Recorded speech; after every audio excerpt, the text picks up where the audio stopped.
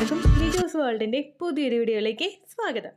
പല ആളുകളും കൃത്യമായിട്ട് പറയുന്നുണ്ട്, ചേച്ചി ഓവുലേഷൻ നന്നായിട്ട് ഞങ്ങൾക്ക് ഉണ്ടാവുന്നുണ്ട്, മെഡിസിൻസ് എടുക്കുമ്പോഴും ഓവുലേഷൻ ഉണ്ടായിട്ട് എഗ്ഗ് പൊട്ടുന്നുണ്ട്, പക്ഷെ ഞങ്ങൾ പ്രഗ്നൻ്റ് ആകുന്നില്ല ചേച്ചി എന്ന് ഒരുപാട് പേര് നമ്മുടെ ചാനലിൽ വന്ന് പറയാറുണ്ട്. എന്തുകൊണ്ടാണ് നമുക്ക് പ്രഗ്നൻസി ഓവുലേഷൻ ഉണ്ടായിട്ടും നടക്കാത്തത്?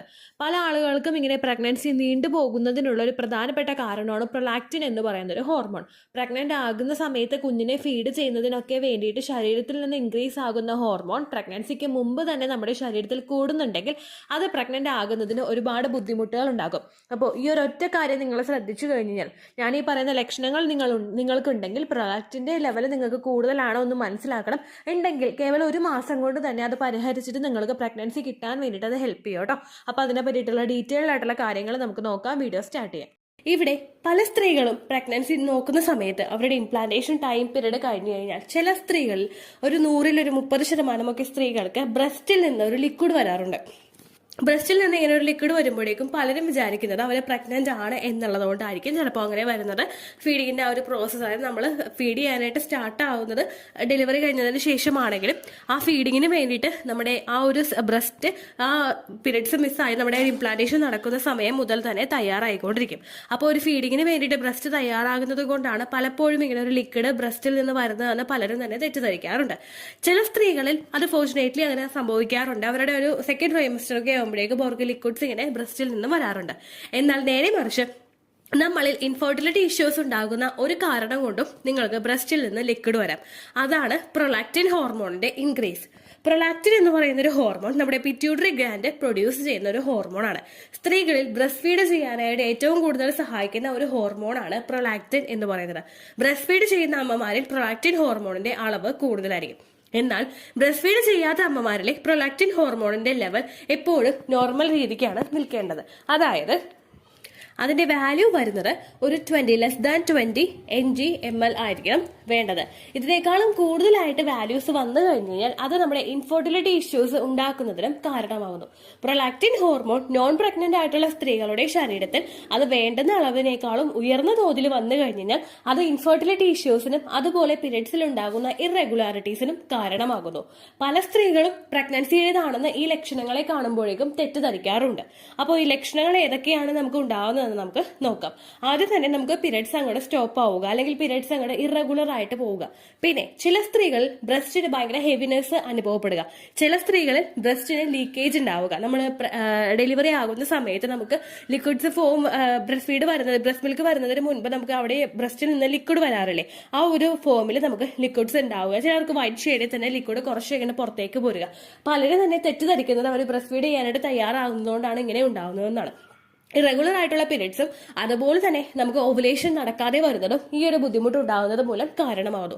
അത് എങ്ങനെയാണെന്ന് വെച്ച് കഴിഞ്ഞാൽ, സാധാരണയായിട്ട് സ്ത്രീ ശരീരത്തിൽ വേണ്ട ഈസ്ട്രജൻ ഹോർമോണിന്റെയും പ്രൊജസ്ട്രോൺ ഹോർമോണിന്റെയും ഒരു ബാലൻസിനെ ഈ പ്രൊലാക്റ്റിൻ ഹോർമോൺ കൂടുന്നത് അഫക്ട് ചെയ്യുന്നു. ഈ ഒരു ഹോർമോൺസിന്റെ അളവിൽ വ്യത്യാസം വരുമ്പോൾ, ഈസ്ട്രജൻ ഹോർമോണിന്റെയും പ്രൊജസ്ട്രോൺ ഹോർമോണിന്റെയും അളവിൽ വ്യത്യാസം വരുമ്പോൾ ഈ ഒരു വ്യത്യാസം ഉണ്ടാകുന്നതിന്റെ ഭാഗമായിട്ട് നമുക്ക് ഓവുലേഷൻ അവിടെ നടക്കാതെ വരുന്നു.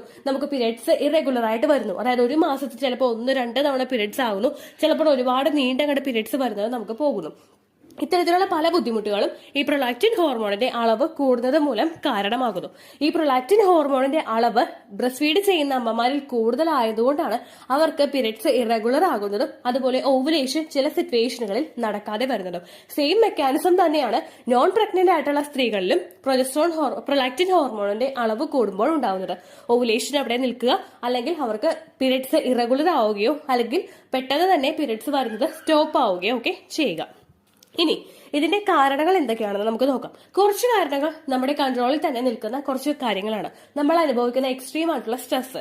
ഒരു ദിവസം നിങ്ങൾ അനുഭവിക്കുന്ന സ്ട്രെസ് അല്ല, ഒരേ കാര്യം ആലോചിച്ച് നിങ്ങൾ മാസങ്ങളോളം നിങ്ങൾ ടെൻഷൻ അനുഭവിക്കുന്നുണ്ടെങ്കിൽ, സ്ട്രെസ് അനുഭവിക്കുന്നുണ്ടെങ്കിൽ, ഫോർ എക്സാമ്പിൾ നമ്മളിപ്പോ മാരേജ് ലൈഫിൽ എന്തെങ്കിലും പ്രശ്നങ്ങൾ, ഇൻലോസുമായിട്ട് എന്തെങ്കിലും പ്രശ്നങ്ങൾ നമുക്ക് ഉണ്ടാവുക, നമ്മൾ വർക്ക് ചെയ്യുന്ന സ്ഥലത്ത് നമുക്ക് എന്തെങ്കിലും പ്രശ്നം ഉണ്ടാവുക, അതുപോലെ കുഞ്ഞുണ്ടാകാത്തതിൽ എന്തെങ്കിലും പ്രശ്നം, നിങ്ങൾക്ക് ടെൻഷൻ ഉണ്ടാവുക, ഈ കാര്യമെല്ലാം നമുക്ക് കുറച്ച് നാളെയൊക്കെ നീണ്ടു നിൽക്കുന്ന കാര്യങ്ങളാണ്. ഈ നീണ്ടു നിൽക്കുന്ന കാര്യങ്ങൾ നിങ്ങൾക്ക് ഓരോ ദിവസം കഴിയുന്തോറും നിങ്ങളുടെ സ്ട്രെസ് ലെവലിനെ ഇൻക്രീസ് ചെയ്ത് കൊണ്ടുപോകുന്നു. ഈ ഒരു ഇൻക്രീസ് അവിടെ സ്ട്രെസ് ലെവലിൽ ഉണ്ടായി കഴിഞ്ഞു കഴിഞ്ഞാൽ ഇത് നിങ്ങളിൽ ഇൻഫെർട്ടിലിറ്റി ഇഷ്യൂസ് ഉണ്ടാക്കുന്നതിന് കാരണമാകുന്നു. അതുപോലെ തന്നെ നിങ്ങളിൽ പ്രൊലാക്റ്റിൻ ഹോർമോണിന്റെ അളവ് കൂടുന്നതിനും കാരണമാകുന്നു. രണ്ടാമത്തെ ഒരു മിസ്റ്റേക്ക് എന്ന് പറയുന്നത് എക്സ്ട്രീം ആയിട്ട് നമ്മൾ വർക്കൗട്ട്സ് ചെയ്യുക. ഒരു വെയിറ്റ് ലോസിന് നമ്മൾ എയിം വെച്ചിട്ട് ഒരു മാസത്തിൽ ഇത്ര kg നമുക്ക് കുറയണം എന്ന് ചിന്തിച്ചിട്ട് നമ്മൾ എക്സ്ട്രീം ആയിട്ട് ഹാർഡ് ആയിട്ടുള്ള വർക്കൗട്ട്സ് ഒക്കെ ചെയ്ത് കഴിഞ്ഞാൽ അത് നമ്മുടെ ശരീരത്തിന് ഒരുപാട് ഹാർംഫുൾ ആയിട്ട് എഫക്ട് ചെയ്യും. ഈ ഹാർംഫുൾ ആയിട്ട് അഫക്ട് ചെയ്യുന്നതിന്റെ ഭാഗമായിട്ട് എക്സ്ട്രീം ആയിട്ട് വർക്കൗട്ട്സ് ചെയ്യുന്ന സ്ത്രീകളിൽ പ്രൊലാക്റ്റിൻ ഹോർമോണിന്റെ അളവ് അവരുടെ ശരീരത്തിൽ കൂടാനായിട്ട് സാധ്യതയുണ്ട്. അതുപോലെ തന്നെ മറ്റൊരു സിറ്റുവേഷൻ എന്ന് പറയുന്നത് ഹൈപ്പർ തൈറോയിഡ് ആണ്. ഹൈപ്പർ തൈറോയിഡിസം ഉള്ള സ്ത്രീകളിലും പ്രൊലാക്റ്റിൻ ഹോർമോണിന്റെ അളവ് വളരെയധികം കൂടുതലായിരിക്കും. ഈ പ്രൊലാക്റ്റിൻ ഹോർമോണിന്റെ അളവ് നമ്മളിൽ കൂടുതലാണോ കുറവാണോ എന്നറിയാനായിട്ട് നമ്മളെ സഹായിക്കുന്നത് ബ്ലഡ് ടെസ്റ്റ് ചെയ്യുക വഴിയാണ്. പ്രൊലാക്റ്റിൻ ഹോർമോണിന്റെ ബ്ലഡ് ടെസ്റ്റ് ചെയ്ത് ചെക്ക് ചെയ്തതിന്റെ റിസൾട്ടുമായിട്ട് നിങ്ങൾ ഒരു ഡോക്ടറെ സമീപിക്കുക. അതിനുശേഷം കൃത്യമായ ഡോക്ടർ തരുന്ന മെഡിസിൻസ് നിങ്ങൾ എടുക്കുക.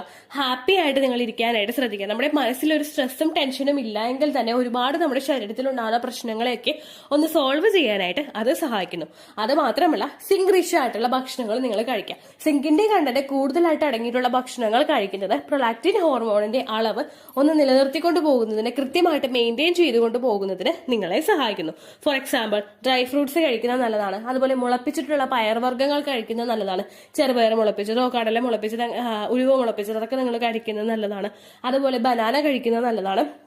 കൂടുതലായിട്ട് സിങ്ക് റിച്ച് ആയിട്ടുള്ള പ്രൊഡക്ട്സ് ഏതൊക്കെയാണെന്ന് അറിയാൻ വേണ്ടിയിട്ട് നിങ്ങൾ ജസ്റ്റ് ഒന്ന് ഗൂഗിൾ ചെയ്യാം കേട്ടോ. സിങ്ക് റിച്ച് ഫുഡ് ഐറ്റംസ് എന്ന് ഗൂഗിൾ ചെയ്ത് കഴിഞ്ഞാൽ നിങ്ങൾക്കത് കിട്ടുന്നു. നിങ്ങൾക്ക് ഈസിലി അവൈലബിൾ ആയിട്ടുള്ള ഭക്ഷണം നിങ്ങൾക്ക് കഴിക്കാവുന്നതാണ്. പ്രൊലാക്റ്റിൻ ഹോർമോണിന്റെ അളവ് ചെക്ക് ചെയ്യാനായിട്ട് ഡോക്ടേഴ്സ് തന്നെ നമ്മളോട് പറയാറുണ്ട്. ഒരു ഇൻഫെർട്ടിലിറ്റി ഇഷ്യൂ ആയിട്ട് ഒരാൾ ഡോക്ടറുടെ മുൻപിലോട്ട് എത്തുമ്പോൾ, അല്ലെങ്കിൽ പീരിയഡ്സ് ഇറഗുലർ ആണ് എന്നുള്ളൊരു കാര്യം ഡോക്ടറോട് പറയുമ്പോഴേക്കും അവർ നമ്മളോട് പ്രൊലാക്റ്റിൻ ഹോർമോണിന്റെ അളവ് ചെക്ക് ചെയ്യാനായിട്ട് പറയും.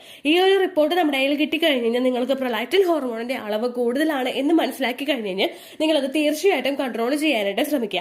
എത്ര നാൾ ഡോക്ടർ നിങ്ങളോട് മെഡിസിൻ കഴിക്കാൻ പറയുന്നുണ്ടോ അത്രയും നാൾ നിങ്ങൾ കൃത്യമായിട്ട് മെഡിസിൻ എടുക്കുക. കാരണം ഈ ഒരു നമ്മൾ ജസ്റ്റ് നെഗ്ലക്ട് ചെയ്ത് വിടുന്ന ഈ ഒരു ഇഷ്യൂ കൊണ്ട് നിങ്ങൾക്ക് ഇൻഫെർട്ടിലിറ്റി ഇഷ്യൂസ് ഉണ്ടാക്കാനായിട്ട് കാരണമാവണം. ഓവുലേഷൻ കൃത്യമായിട്ട് നടക്കുന്നില്ലെങ്കിൽ, പീരിയഡ്സ് കൃത്യമായിട്ട് വരുന്നില്ല എങ്കിൽ ഇത് രണ്ടും മതി നമുക്ക് ഇൻഫെർട്ടിലിറ്റി ഇഷ്യൂസ് ഉണ്ടാകാനായിട്ട്. ചില സ്ത്രീകളിൽ പ്രൊലാക്റ്റിൻ ഹോർമോണിന്റെ ലെവൽ കൂടുന്നതിനനുസരിച്ചിട്ട് അവർക്ക് ഫിസിക്കൽ കോണ്ടാക്ട് ചെയ്യുന്ന സമയത്ത് വജൈനയിൽ പെയിൻ ഉണ്ടാകുന്നതിനും കാരണമാവുന്നു. ആ സിറ്റുവേഷനൊക്കെ നമുക്ക് ഉണ്ടായിക്കഴിഞ്ഞാൽ നമുക്ക് ഒരിക്കലും ആ പ്രോസസ്സിനെ എൻജോയ് ചെയ്യാനായിട്ട് പറ്റില്ല. അതുപോലെ തന്നെ നിങ്ങൾക്കൊരു കുഞ്ഞുണ്ടാവുക എന്ന് പറയുന്നത് കുറച്ച് നാളത്തേക്കൊന്ന് നീണ്ടു പോവുകയും കൂടി ചെയ്യും. അപ്പോൾ കൃത്യമായിട്ട് നിങ്ങൾ മെഡിസിൻ എടുക്കുക. അതുപോലെ തന്നെ ഹെൽത്തി ആയിട്ടുള്ള ഭക്ഷണങ്ങൾ നിങ്ങൾ കഴിക്കുക. അതുപോലെ ഹാപ്പി ആയിട്ടിരിക്കാനായിട്ട് നിങ്ങൾ പ്രത്യേകം ശ്രദ്ധിക്കുക കേട്ടോ. ഇത്രയേ ഉള്ളൂ വീഡിയോ. യൂസ്ഫുൾ ആയി കാണുമെന്ന് വിശ്വസിക്കുന്നു. യൂസ്ഫുൾ ആവുന്നുണ്ടെങ്കിൽ ലൈക്ക് ചെയ്യുക, ഫ്രണ്ട്സിനൊക്കെ ഷെയർ ചെയ്ത് കൊടുക്കുക കേട്ടോ. എന്തെങ്കിലും സംശയം ഉണ്ടെങ്കിൽ നിങ്ങൾ കമൻസിൽ ചോദിക്കുക. പണ്ടത്തെ വീഡിയോയ്ക്ക് കമൻസ് ഇടുന്നവർക്ക് റിപ്ലൈ ലഭിക്കുന്നില്ലെങ്കിൽ ലേറ്റസ്റ്റ് ആയിട്ട് ഞാൻ ഏത് വീഡിയോ ആണ് അപ്ലോഡ് ചെയ്യുന്നത് അതിന് താഴെ കമൻറ്റ് ഒന്ന് കോപ്പി പേസ്റ്റ് ചെയ്യാനായിട്ട് ശ്രദ്ധിക്കുക കേട്ടോ. അതുപോലെ ഓവുലേഷൻ ഡേറ്റ് കാൽക്കുലേറ്റ് ചെയ്ത് തരാനായിട്ട് റിക്വസ്റ്റ് ചെയ്യുന്ന ആളുകൾ എത്രയാണോ സൈക്കിൾ ലെങ്ത് അത് മെൻഷൻ ചെയ്യാനായിട്ട് ശ്രദ്ധിക്കുക. സൈക്കിൾ ലെങ്ത് എന്നതുകൊണ്ട് ഉദ്ദേശിച്ചത് ഓരോ മാസവും എത്ര ദിവസം കൂടുമ്പോഴാണോ ബ്ലീഡിങ് വരുന്നത് അതാണ് സൈക്കിൾ ലെങ്ത്. കഴിഞ്ഞ മാസം ഒരു 8-ാം തീയതിയാണ് ബ്ലീഡിങ് ആയതെങ്കിൽ ഈ മാസം 6-ാം തീയതിയാണ് ബ്ലീഡിങ് ആയതെങ്കിൽ കഴിഞ്ഞ മാസം 8-ാം തീയതി മുതൽ ഈ മാസം 6-ാം തീയതി വരെ എത്ര ദിവസമുണ്ടോ അത് കാലണ്ടറിൽ എണ്ണി തിട്ടപ്പെടുന്നതാണ് നിങ്ങളുടെ സൈക്കിൾ ലെങ്ത്.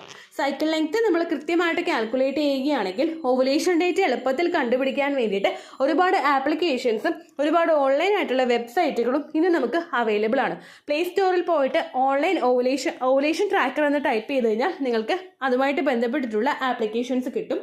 അത് പറ്റുന്നില്ല എങ്കിൽ ഗൂഗിളിൽ പോയിട്ട് ഓൺലൈൻ ഓവുലേഷൻ കാൽക്കുലേറ്റർ എന്ന് ടൈപ്പ് ചെയ്ത് കഴിഞ്ഞാൽ അതുമായിട്ട് ബന്ധപ്പെട്ടിട്ടുള്ള വെബ്സൈറ്റുകൾ നിങ്ങൾക്ക് കിട്ടും. അതിൽ നിങ്ങളുടെ ലാസ്റ്റ് മന്തിലെ മെൻസ്ട്രേഷൻ്റെ ഡേറ്റും ഒപ്പം ഞാൻ ഈ പറഞ്ഞ രീതിക്ക് നിങ്ങൾ കാൽക്കുലേറ്റ് ചെയ്യുന്ന സൈക്കിൾ ലെങ്ത്തും എൻ്റർ ചെയ്ത് കൊടുക്കുകയാണെങ്കിൽ നിങ്ങൾക്ക് കൃത്യമായിട്ട് ഓവുലേഷൻ ഡേറ്റ് കണ്ടുപിടിക്കാനായിട്ട് സാധിക്കും. ഫെർട്ടൈൽ ടൈം പീരീഡും നിങ്ങൾക്ക് കിട്ടും. അതായത് എത്ര ദിവസം മുതൽ കോൺടാക്ട് ചെയ്ത് തുടങ്ങിക്കഴിഞ്ഞാൽ നിങ്ങൾ പ്രഗ്നൻ്റ് ആകും എന്നുള്ളൊരു ഡേറ്റും നിങ്ങൾക്ക് പ്രോപ്പറായിട്ട് കിട്ടും കേട്ടോ. ഇത് കാൽക്കുലേറ്റ് ചെയ്യുന്ന സമയത്ത് സൈക്കിൾ ലെങ്ത് കാൽക്കുലേറ്റ് ചെയ്യുന്ന സമയത്ത് നിങ്ങളുടെ ആ ഒരു കലണ്ടറിൽ നോക്കി തന്നെ നിങ്ങൾ കാൽക്കുലേറ്റ് ചെയ്യുക. പല മാസങ്ങളിലും 30-31 ദിവസമുണ്ട്. അതുകൊണ്ടാണ് അങ്ങനെ പറഞ്ഞത്. ഒപ്പം നിങ്ങൾക്ക് ബ്ലീഡിങ് തുടങ്ങിയ ദിവസത്തിന് വേണം നിങ്ങൾ ഡേ 1 ആയിട്ട് എടുക്കാൻ വേണ്ടിയിട്ട്. സ്പോട്ടിങ് തുടങ്ങിയ ദിവസത്തിനെ, അതായത് ചെറുതായിട്ട് ഡിസ്ചാർജ് പോയി തുടങ്ങിയ ദിവസത്തിനെ നിങ്ങൾ കൺസിഡർ ചെയ്യേണ്ട ആവശ്യം ഇല്ല കേട്ടോ. അപ്പോൾ ഇത്രയേ ഉള്ളൂ വീഡിയോ. അടുത്തൊരു വീഡിയോ ആയിട്ട് നമുക്ക് വീണ്ടും കാണാം. ബൈ.